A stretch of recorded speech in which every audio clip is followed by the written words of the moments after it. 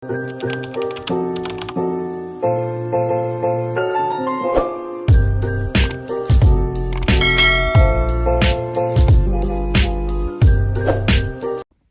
guys! Welcome to Hannah in Dubai! So yun nga, first time ko ito, tsaka first video ko ito sa aking vlog.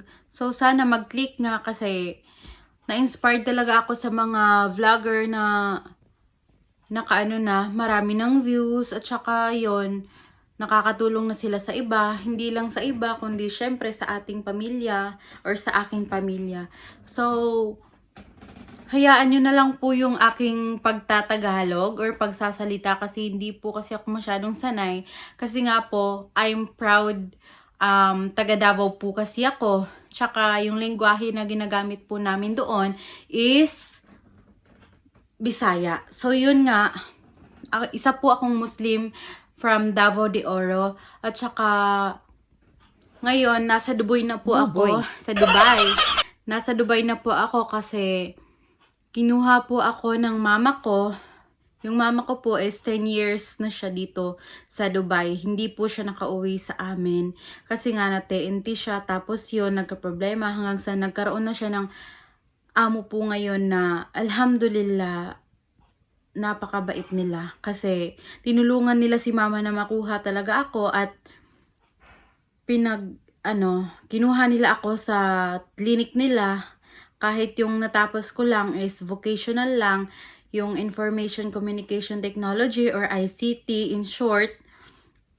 So yun, pinagtrabaho nila ako sa kanilang clinic at nag-trust talaga sila. So yun, alhamdulillah kasi dream come true talaga. Kasi nung bata pa ako, ini-imagine ko lang talaga kung ano ba yung feeling na nakasakay ng eroplano.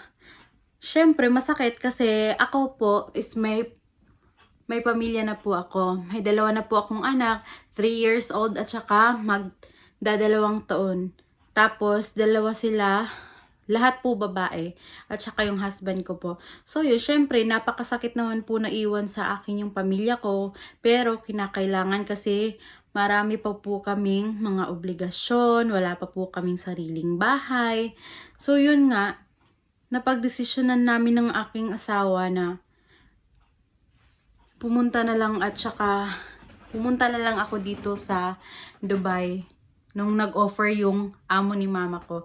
So yun, inshallah na sana marami pang blessings ang dumating sa akin or sa amin at sa ating lahat.